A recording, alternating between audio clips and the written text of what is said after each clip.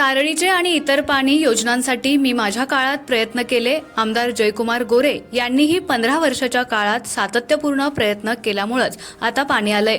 या योजनेबाबत मोहिते पाटलांनी भ्रामक कल्पना मांडून लोकांना भुलवू नये असा सल्ला देत माजी आमदार डॉक्टर दिलीपराव येळगावकर यांनी धैर्यशील मोहिते पाटील आणि प्रभाकर देशमुख यांच्यावर जोरदार निशाणा साधलाय. तारळीचे पाणी खटावमध्ये आल्यानंतर विरोधकांकडून दिशाभूल करण्याचा प्रयत्न केला जात असल्याबाबत मायणी येथे पत्रकारांनी त्यांच्याशी संवाद साधला. यावेळी ते नेमकं काय म्हणालेत पाहूया. खटावमानच्या पाणी प्रश्नासाठी सातत्याने मी लढा दिलेला आहे. आमदार होण्यापूर्वी, आमदार झाल्यावर आणि आमदार नसताना देखील. आणि टेंभू, तारळी, उरमोडी आणि झेगडापूर या योजनासाठी मी दिलेले योगदान हे कोणी नाकारू शकत नाही. झेगडापूर योजना तर माझ्या काळातच मंजूर झाली आणि बोगद्याचंही काम माझ्या काळात सुरू झालं.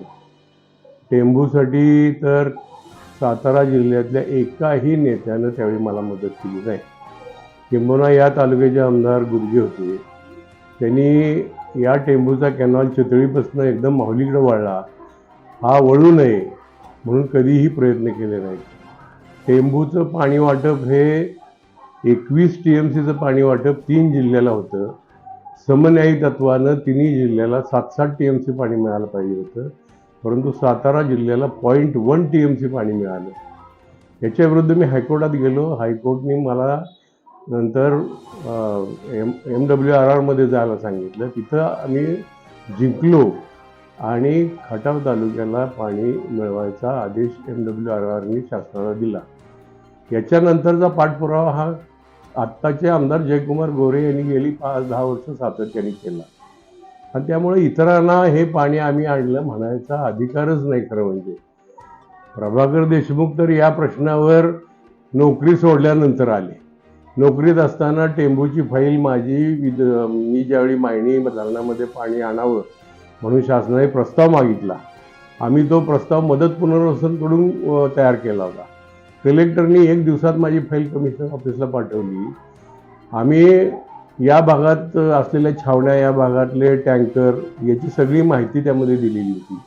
आणि त्याच्याही पेक्षा कमी खर्चात हे पाणी मान आणि खटावच्या दोन्ही धरणात येऊ शकतं. तिकडे वरपुडे मलवडीच्या धरणात आणि इकडे मायणीच्या धरणात. हे पटवून दिल्यानंतर त्यावेळी चंद्रकांत दादा, त्यावेळेचे जलसंपदा मंत्री महाजन आणि देवेंद्रजी मुख्यमंत्री यांनी ही फाईल तातडीनं वर मागवली. परंतु 2 महिने ही फाईल कमिशनर ऑफिसमध्ये या देशमुखांनी अडवून ठेवली होती. ज्यावेळी चंद्रकांत दादांनी अतिशय जबर भाषेत फोन केला त्यावेळी मग स्वतः घेऊन ते आले. ही त्यांची आजपर्यंतची या पाणी प्रश्नाबाबतची शोकांतिका आहे खरं म्हणजे. आणि त्यांनी याविषयी फार बोलू नये. खरं ठीक आहे, नोकरी सुटल्यानंतर त्यांनी काही मदत केली असेल, काही आवाज उठवला असेल, पण त्याच्यामुळं पाणी आलं हे जर ते म्हणत असेल ती भ्रामक कल्पना. दुसरं म्हणजे मोहिते पाटलांनी खरं म्हणजे या तालुक्याचं पाणी तोडायचा विषय घेतला होता. आपल्यालाही माहीत असेल की खटाव मानच्या जमिनीखालनं 1000 फूट खालून 95 किलोमीटरचा बोगदा काढण्याचा प्रस्ताव हा विजयसिंह मोहिते पाटलांचा होता.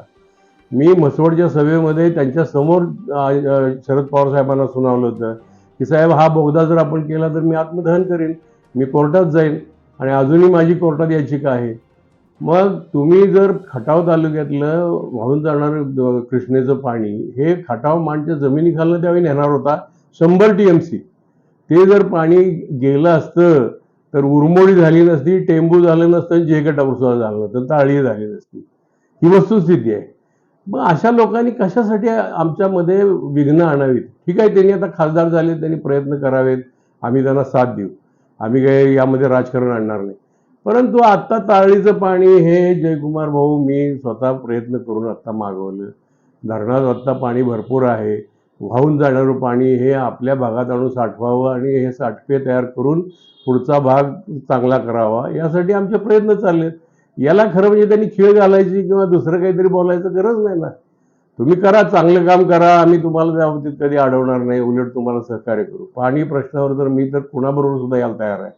परंतु जे नुसते भ्रामक कल्पना उभा करतात, जे नुसते तोंड देखले बोलतात, त्यांच्याबरोबर मला जाण्यात स्वारस्य नाही.